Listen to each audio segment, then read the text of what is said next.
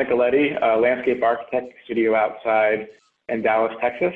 Also the chair for the design and planning community for APGA.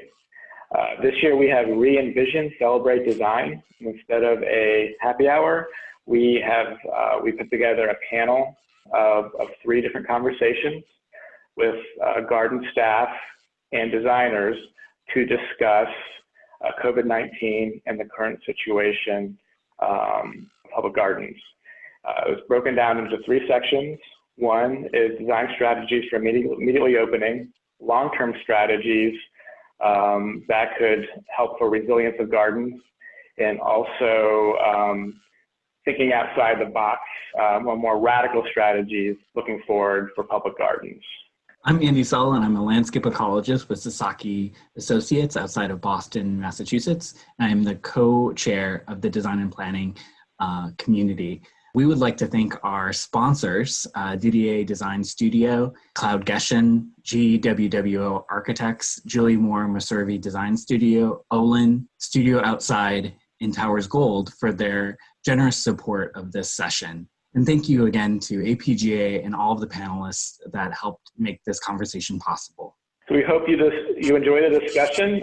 We hope this is just a primer for future discussions, and we look forward to seeing everybody in the in-person APGA conference in 2021.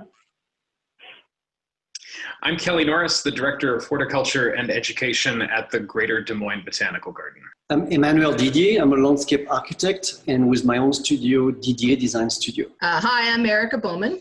I am a senior landscape architect at JMMDS. I'm John Powell with Deneen Powell Atelier. We're based, and this is my partner. I'm Jerry Deneen with Deneen Powell Atelier. And we're based in San Diego, California. Hello, I'm Mark Worms, Executive Director at Bernheim Arboretum and Research Forest outside of Louisville, Kentucky. And I'm Patrick Larkin. I'm Executive Director at Daniel Stowe Botanical Garden.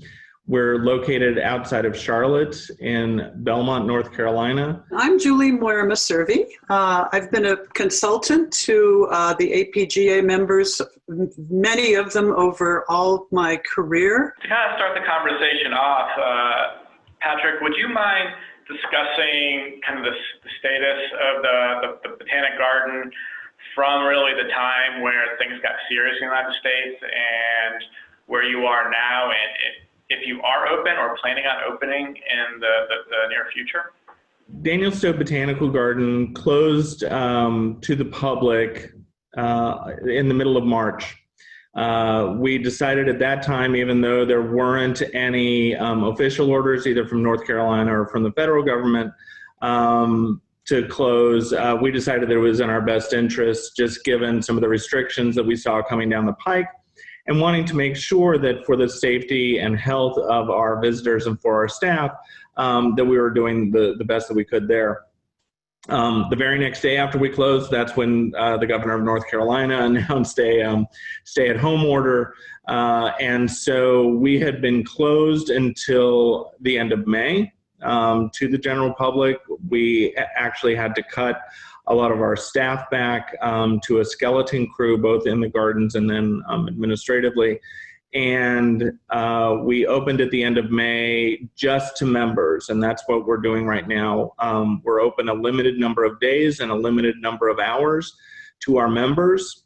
We did that so that we could, one, give our members some additional benefits and everything else for supporting the garden during the time that we were closed, but also so that we could test out all of our COVID-19 related policies, procedures, protocols, see how people were behaving, whether or not our signage was working, as well as some of our ticketing things and things like that we had put in place. North Carolina has a 3-phase opening that the governor has outlined, so we're currently in phase 2, and we had our membership opening aligned with phase 2 of the opening. We are expecting to go into phase 3 either at the end of June or beginning of July for the state, and that's when we plan on opening to the general public. And then at that time, our hours will shift and our days will shift a little bit more. And we should have a good feeling then about that point in terms of, you know, how people are flowing through, additional signage that we need to have, and things like that. at the Greater Des Moines Botanic Garden, how did you guys initially handle the pandemic? Did you stay open? Did you close? Are you open now? Are you planning on opening in the near future? Can you just give us an idea of how it's going on up there? Sure. And thank you for asking. We, like so many other institutions, did close in mid-March and have remained closed since then. We are anticipating at this point an early July reopening, which we're excited about because it's been so far a great growing season here. It's been, I think, a lot of public horticultural professionals would share that it's such a shame to be able to not share our work and our spaces with people during spring when so many things are blooming and beautiful, and when we know people need access to green space. So we're anxious to get back to work. Our team has been mostly consisting on site of horticulturists and a few other folks in and out as time and schedules permit. So we've been a little slim. We've been kind of keeping the home fires burning, but we've managed well, and we've seen some opportunities, I think, in the course of this to continue to grow and evolve. We actually had a record spring plant sale that we did online with e-commerce. So that's remains as, I think, maybe one of our shining successes in a otherwise dark and uncertain period. For Mark, can you give us the kind of the state of the Arboretum in Kentucky from the beginning of when the pandemic became more serious in the United States? If you stayed open, when you potentially closed, and if you are open or planning on opening in the near future. Thank you, Matt. Bernheim Arboretum Research Forest closed in the middle of March, a few days prior to a decree by our governor that such institutions would need to close because of gathering sizes. We were on pace to set a record attendance at the time. And so it was a very tough decision, but the right decision to make. And we did it for the safety of our staff, our visitors, our volunteers, and our community.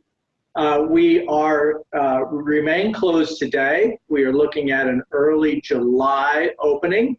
We're taking our time via a staff safety committee and reopening committee that has been putting our plans together. And we felt that we wanted to follow the science, and we wanted to follow the nationwide trends, and of course be in compliance with local rules and state rules. So we're looking forward to opening again. We think we have a smart plan. And again, it's those bottlenecks and tight spaces that are of most concern. From listening to Mark, are there any kind of initial ideas that you think that potentially the design communities could assist?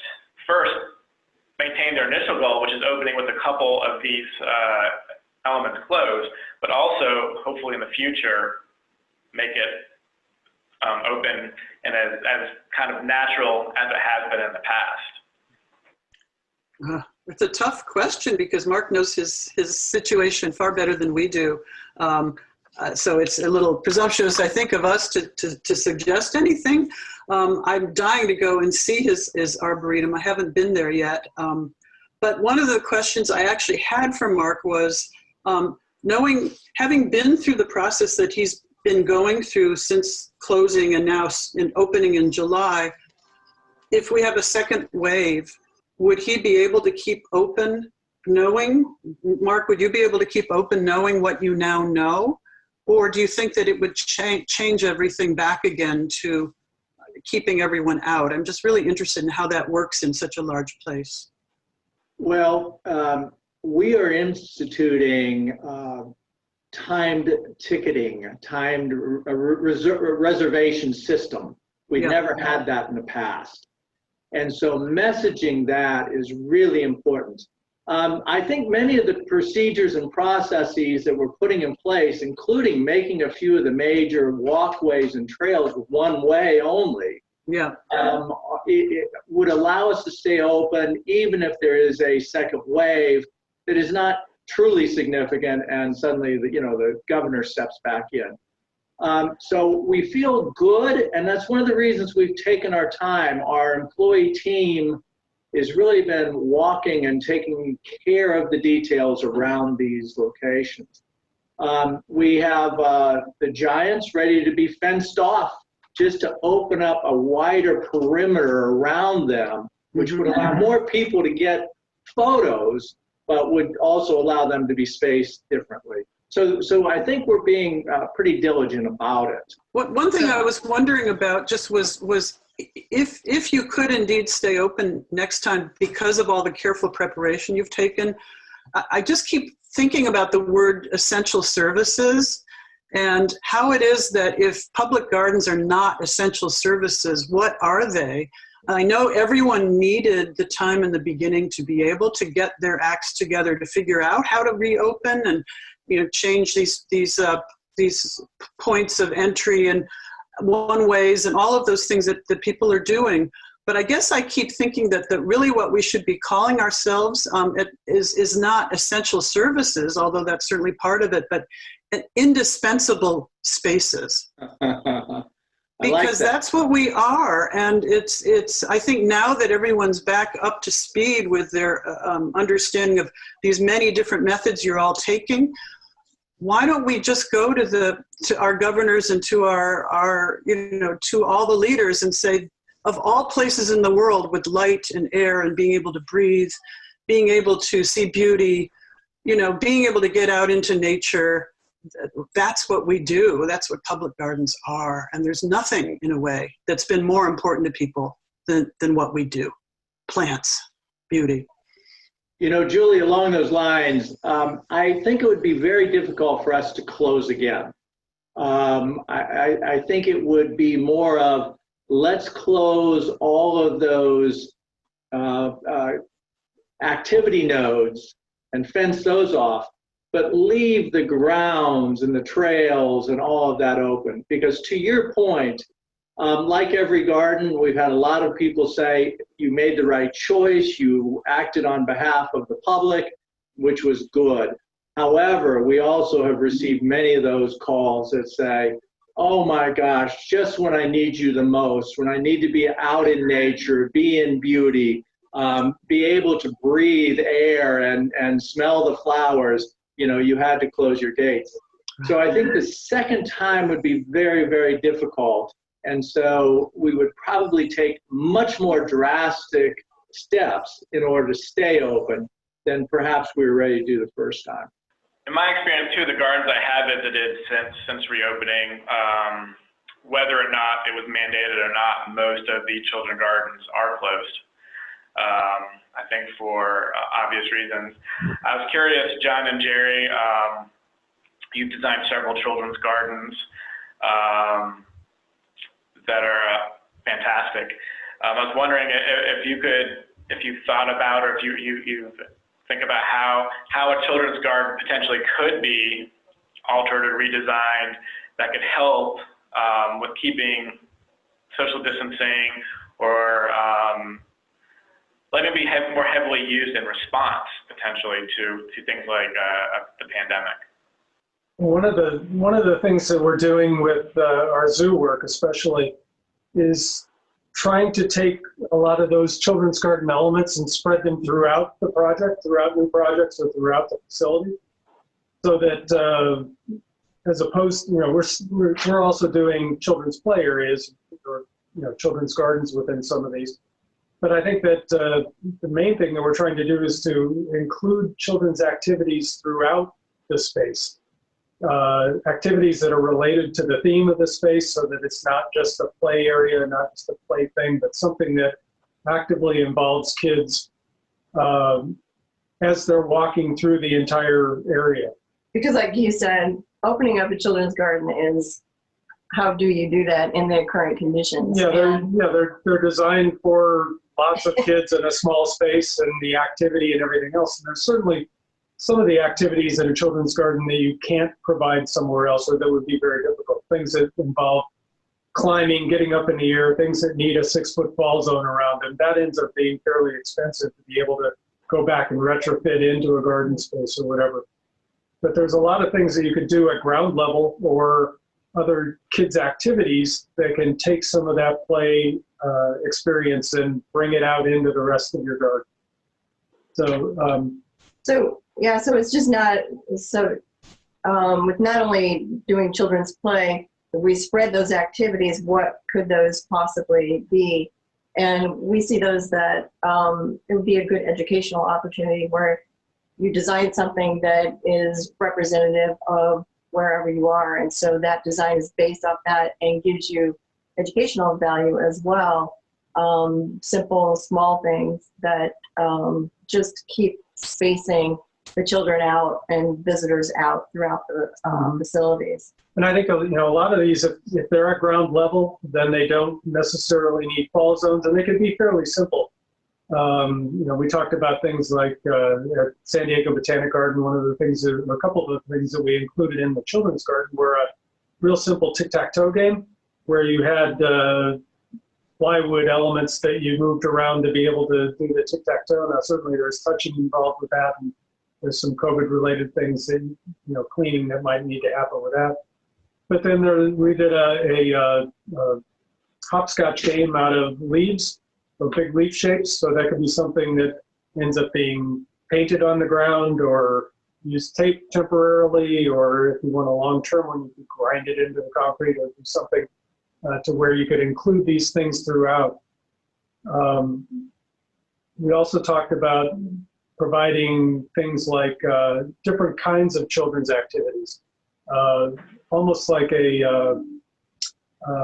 Maybe we go back to scavenger hunts. Yeah, and so it could be a go through the garden and find these kind of elements. Find a place where there's a lot of pine cones. Find your conifer area, or find something that again has an educational value to it, and maybe there's a do with it, something that the kids do when they get there, when they find it. Yeah, so, for instance, if you're looking for the physical activity, go to here and jump up and down 3 times. Something really simple like that. But that way you're getting that same sort of play activity and play element that you have in children's garden, but you're spreading it out. Yeah. Simple things that kids could do throughout the garden, or maybe there's a balance beam, and so off path the kids can just walk across a balance beam if you want a little bit more physical activity. At the Huntington, out in the middle of a field is a labyrinth. It's just nothing more than a mowed area which undulates, and kids are climbing all over that. So it doesn't take a whole lot. Yeah, we were watching these children, and the depression on the labyrinth paths is maybe down about 8 or 9 inches. And the kids would roll down into that and almost like they're hiding in the grass. And it's a mowed grass labyrinth. And yet just that little 9-inch depression makes it a play element. So I think there's some really simple things that can be done to get the children's garden activities out. What you would do in a combined or in a current children's garden would be more difficult. It really depends on the garden. Maybe there are some activities that could remain open while other ones are not. Trying to get the distancing with children is certainly a difficult thing to do. Although it's amazing how much these kids understand. My little tiny neighbor who's 4 years old, she asked for help. And so I told her I was going to stop in the middle of the street, and she lives across the street from me. I got halfway across, and she's like, "You're within 6 feet of me." But so they're getting it. So I think messages help, but it is a challenge. It's a real big challenge. One of the things we need to remember is that the science says that viruses actually live longer on artificial surfaces than they do on many of these natural surfaces, rock and wood, and particularly living materials, because they are an ecosystem that consume viruses, So those are the kinds of things that as we look at building in the future, and particularly for grubby kids, you really want to have the more natural surfaces rather than all that plastic and metal. Those are my thoughts exactly. And I was wondering if maybe this can help us move finally away from the plastic playground. I took my daughter the other day there's a little linear park in my town that is open. But there is a playground that she usually loves, and it was closed, but she's an adaptable 10-year-old kid, we moved on down into the park, and there was a river with giant boulders to climb on and sticks and places to play. And I honestly believe they're just as happy and less, prone to touching the plastic. Happier. As we think about the children's garden, one of the things we were in process with designing a new water feature for our children's garden, and it was going to be interactive and things like that. And as this started coming down the pike with COVID-19, we just wanted to stop entirely so that we could, if we had to completely rethink how the kids were going to be interacting in that space, how they were going to be moving in and out of the area and those sorts of things. We didn't know what those questions were that we needed to start to think about and address, for what might be coming later on. So we're still holding on to that. But one of the big things that we've realized just in terms of how the garden, not only the children's garden, but the entire Daniel Stowe Botanical Garden was designed, I mean, we have a number of dead-end spaces, which then doesn't allow for, either one-way traffic or for people to social distance. And our pathways are relatively narrow also. They were designed at a time when, the idea was we'll design it for two people standing close together and it'll be really romantic. And one of the things that we've been doing that we've benefited from in the last several years is redefining our standard widths on pathways and those sorts of things so that it does allow for people to walk by each other, and then also thinking through how do we create these directional ways for people to be able to move through the garden. So we were lucky in that we had already started doing some of that work, not realizing that we would realize the benefit of it in this kind of way. But our children's garden is one of those spaces that it is, if you're in a wheelchair or pushing a stroller, it's one way in, one way out. And we do know, we had already started to identify a path that we could have as like the exit path so that we didn't have that one way in, one way out, so that it could be circular traffic. So that'll probably be something that we'll want to implement as we look at putting the fountain in. It'll move up on the priority list to actually create this loop effect in there rather than the cross traffic sort of situation. And then just thinking through, instead of, these tight spaces, actually more wide open spaces. It's interesting that you mentioned a labyrinth, because one of I've thought about doing a labyrinth out here, but then realizing that some traditional labyrinths, again, it's one way in, one way out, but then there are the other ones that it's, it's circular in nature and you're able to get out without doing the cross traffic. So even thinking through some of these traditional garden elements like labyrinths and things like that, how to do it in a way so that there can be the social distancing if that happens again, but then also trying to make sure that, pathways are wide enough and that we've got the ability for people to not interact with or come in close contact with others as well. Gardens would need to look at ways to provide that passing space. So where can you work in a little pullout so that people can get by and you can have, through traffic, I'll call it, at the same time that somebody wants to stop and look at something in particular. Probably especially needed at areas where you've got a gathering space that's not that large, but there's a real draw. There's something there that would generally draw a crowd or that people stop at. How do you provide that space in those paths? So I think those are structural design changes, I think, that could be looked at. Another thing that we were talking about was if you do provide benches, is there a way of taking the benches and turning them 90 degrees to the path so that you're not sitting where people are directly coming right past you, but they're going past the side of you and you're getting a little more social distance from everyone that's going by. The idea of growth in the garden is interesting, specifically when gardens are thinking about redeveloping or adding on new spaces to their institution. And of course plays an impact on other things like the amount of visitors that can be on site or can be attracted to the institution, or even the amount of like horticulture staff that is needed to take care for those spaces.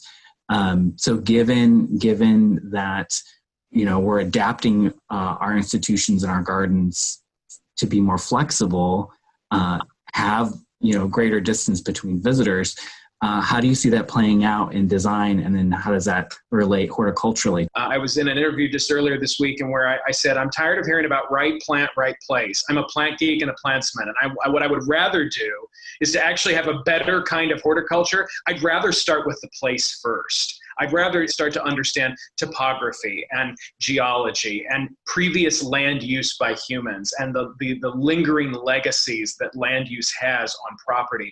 How do we really come to an assessment, an honest, true conversational dialogue around the functions and the nature of place that we might then apply horticulture to, or translate horticulture from, even in a better way? To create the kinds of truly resilient landscapes that's the thread of this conversation we're kind of dancing with here today, right? Is how do we create something that can perpetuate in light of disturbance, like flooding or damage environmentally in whatever way that may be? And how can we do that too without just seeing the landscape as a sink for resources and more or less a repository of its own resource to continue and perpetuate? Those are challenging ideas for the fundamental traditions of landscape architecture and the way that we've thought about developing institutions in public horticultural institutions in the public trust. And we have no better time than the present to start having those dialogues scientifically, honestly, authentically, and from an engaged community perspective, so we can create broader scopes of understanding among all the users that could potentially come to frequent these sites. I love what you're saying, Kelly, about that notion of place, rediscover what it means to kind of enhance or inhabit that place, but with the essential component of science, and testing from the botanical garden point of view. Like an example, recently, we did the step garden with the Denver Botanical Garden. What was interesting, as a landscape architect, I happened to also work with non-public garden clients. But for example, we did a project recently with the University of Denver. And then when I started there, like 8 years ago, everything was pretty much turf and ash trees and things like that. And we slowly kind of evolved their landscape or approach to landscape and even maintenance to something much more resilient. At first, it was quite hard, but I must say, part of how I was able to convince them was to take them to that garden and show them, and then they understood babies. And what's interesting today is that they tell me actually those landscapes are actually less complex to maintain. There's less work. There's some work the first 2 years with weed control and things like that. But otherwise, for a region of the West like Denver, it's just powerful to see that even those people that never went to a horticulture background, they are more like maintenance.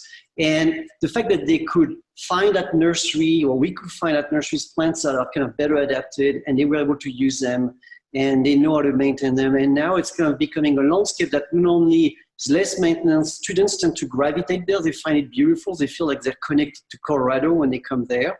And what's interesting is that when you have, for example, a migratory fly of butterflies over Denver, they come to that garden and find a little spot of wildlife as a hopping habitat. So I just find that powerful, and people get really excited. So I had that day with a campus architect who got almost in tears because he loved how his campus was hosting migrating butterflies. And I thought it was just interesting to see that there's something really fun. Like, it seems like a dark time, but I do hope actually we come out of that where people reappreciate some of the magic and powers of values of landscape. And I do think, again, that's why I love working with botanical gardens. I feel like they have an answer to offer, a source of inspiration, and they are not forgetting beauty. Beauty is there. It's not just science either. It's kind of merging that. And I'd like to add to that, because the Toronto Music Garden is it's one of my favorite places. And one of the things that it allows for is a complete democracy of space. Anybody can use that space. And that is one thing that is very important as we're moving forward. We have lots of unrest in this country, not just in the case of illness, but in social unrest. And I think some of that comes from a lack of universal access to nature. So that's the first point that I think we could improve upon in the grander scheme. A second point actually follows what Mark was saying about the real resiliency of nature, and how you can see when you look into nature, nature recovers from all sorts of events on its own. And keeping that in mind, I think that there's nothing wrong with allowing for natural spaces in even urban communities to become planted, even if they're not pristinely maintained, but kept as natural areas, and get the public more used to seeing natural spaces that are not completely controlled by us, because that is just one more way to help us move forward in, dealing with all kinds of these issues with global warming. When I think of accessibility, and I'm thinking of social equity and even just like cultural diversity and all those, I do feel like if I think 50 years from down the road, I have this idea that I think the botanical garden is not going to be no longer a bound garden. I think it's going to be offices of wonderful people like Kelly, so inspired with the horticulture and all that spurs idea, work better with designers. And then I think the botanical garden needs to go into the streets, and it needs to go into all of the neighborhoods and all social class, because also is what we see. And I think you guys, so many public gardens already do that. I come to the APGA and lectures, and it's just interesting. There's so many programs now about taking, some aspects of the garden and its mission and collection out to some of the less affluent neighborhoods and all that. And I think there's already effort to that. But the way I see it is that I think, in the ancient time, medieval time, the botanical garden was inside a fortress.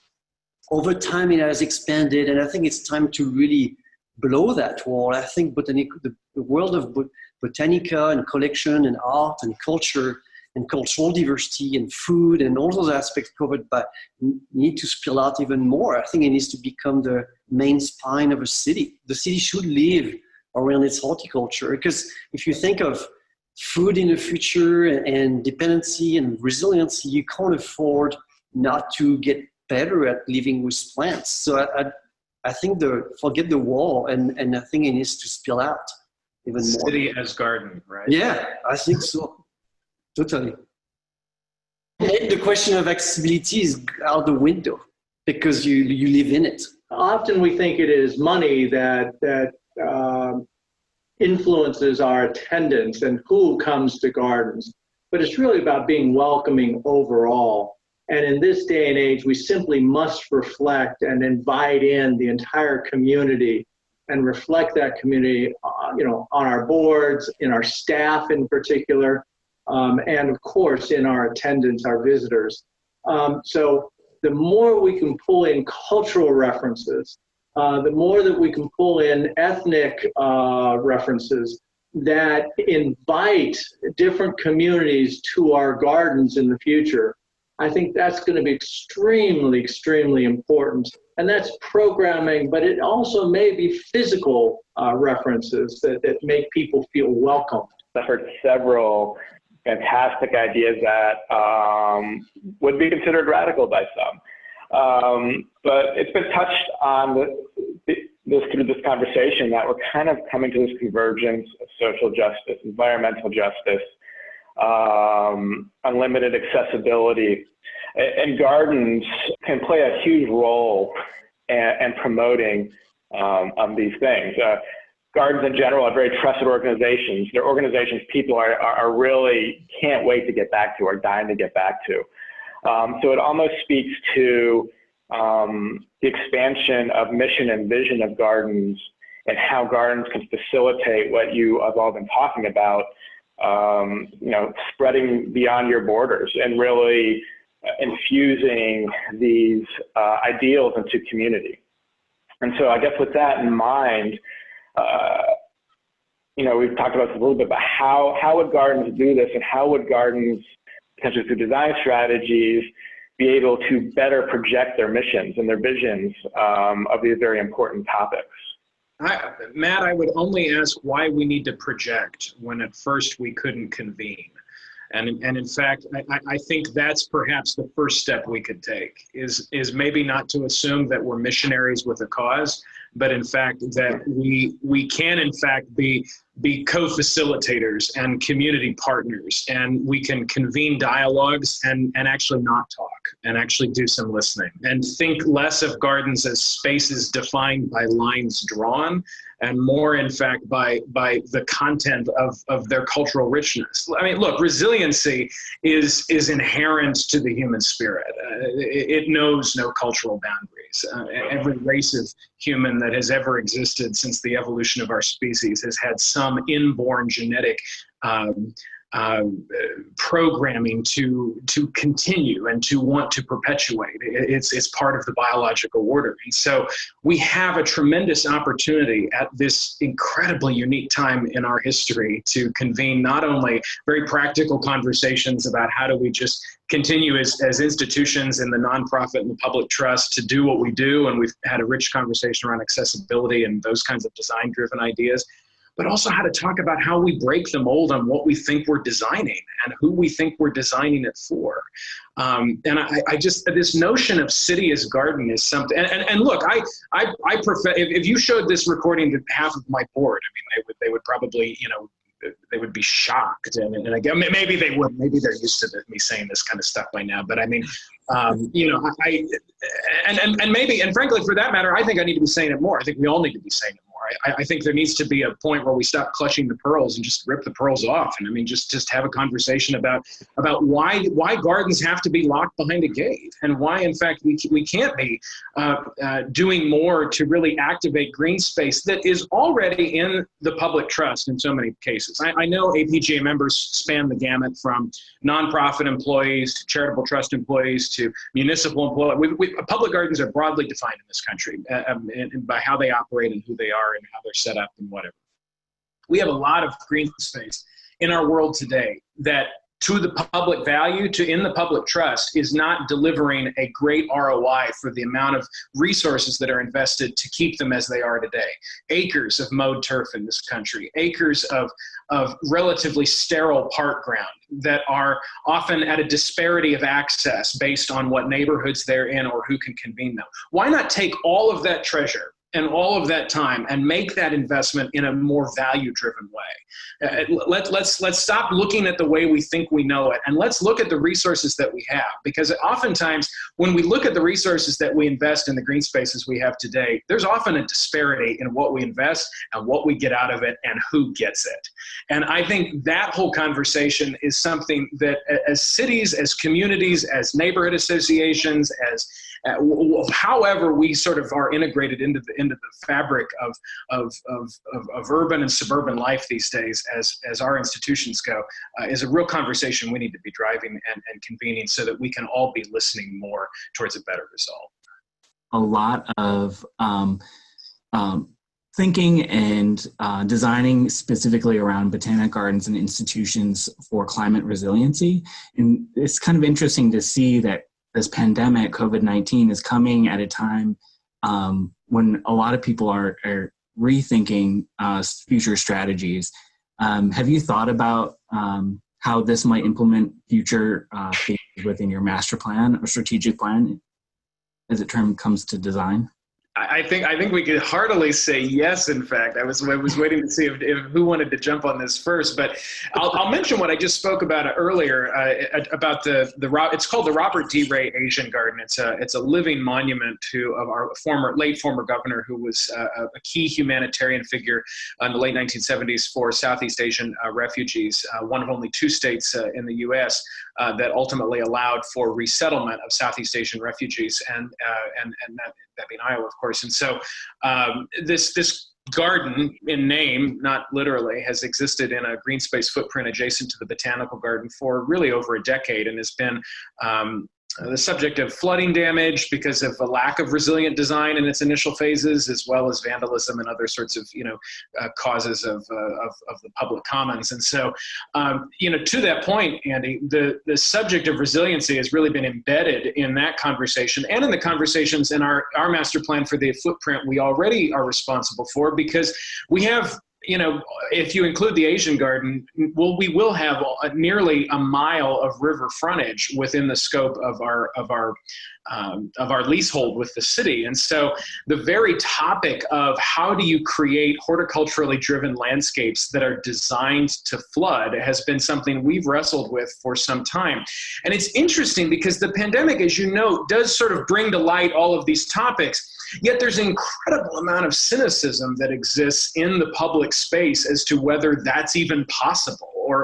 I've been laughed at by municipal officials and other professionals in landscape architecture that at even the suggestion that there is a capacity in our trades today to develop landscapes that would be so resilient that they could be designed to flood and continue to perpetuate in light of that disturbance.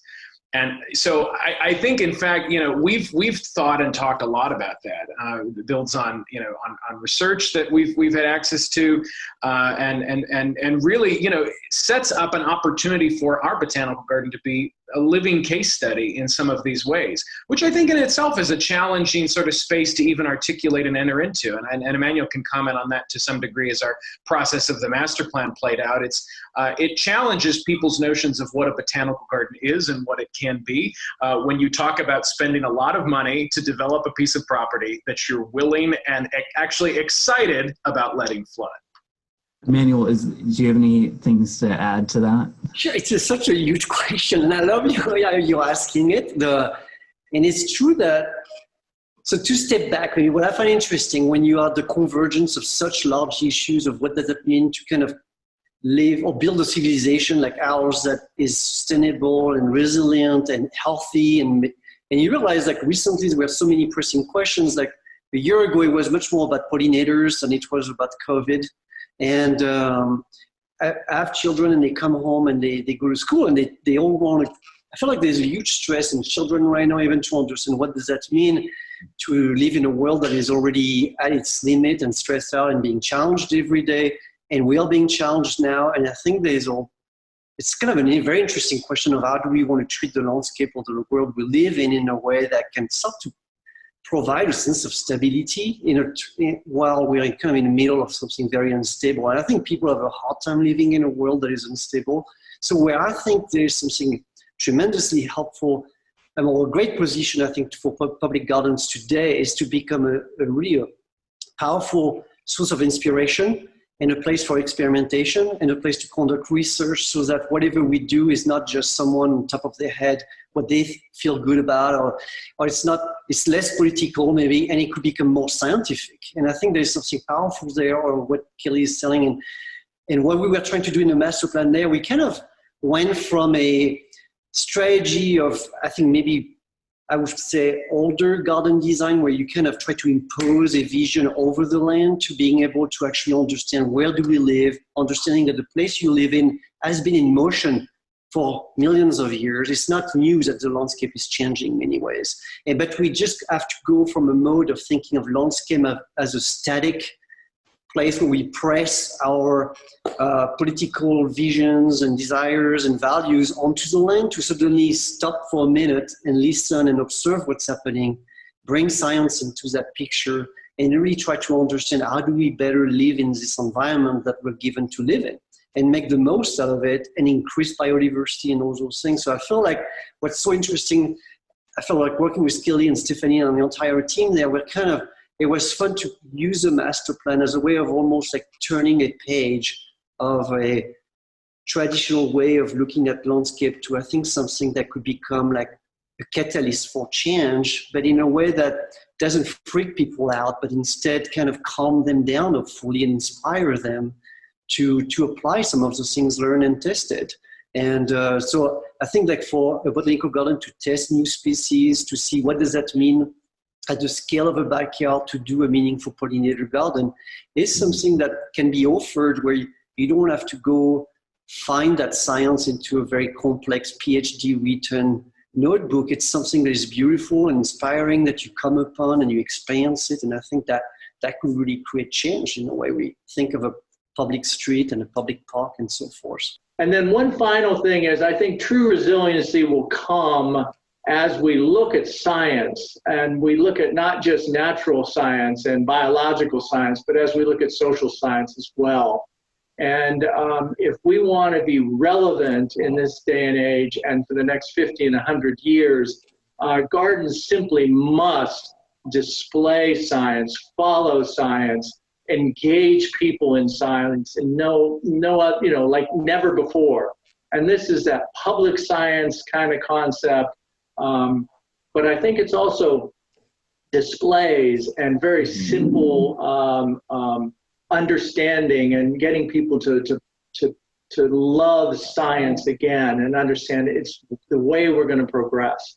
And I think that's a real challenge for designers, because we want to get into those geeky museum kind of like displays. And what we don't want is that. What we need is science that engages and touches the heart and mind at the same time. We hope that you've enjoyed this 45-minute presentation. It was actually a compilation of 3 different hour-long conversations we had with our panelists. And for the sake of our panel, we just cut it down to 45 minutes. We hope that this helps inspire you to keep the conversation going for future conferences and future discussions.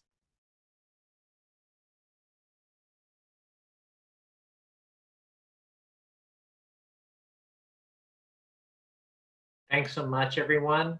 And thanks for coming to this. I hope that you'll agree that this was an absolutely fabulous presentation by these folks and a lot of really stimulating conversation. I want to remind everybody that you all can access the live discussion feature on the conference website. And it's there for you to post all the great questions, like many of the questions that you've proposed here, and for us to keep that discussion going throughout the conference over the next several days. You can find that again on our 2020.publicgardens.org conference website under the heading Live Discussions. And then we have another really exciting day planned for you on Thursday. Jennifer Jewell will be with us for a plenary talk on her new book, The Earth in Her Hands. We'll also have this year's edition of the Idea Cafe, which will be the same sort of powerful experience as we examine a lot of contemporary issues with inclusion, diversity, equity, and accessibility. And we'll also have sessions on pollinators, diverse membership programs, ecosystem restoration, and much, much more. We can't wait to see all of you on Thursday, and just hope that you guys have a fabulous evening and a great day tomorrow. Thank you very much for joining us.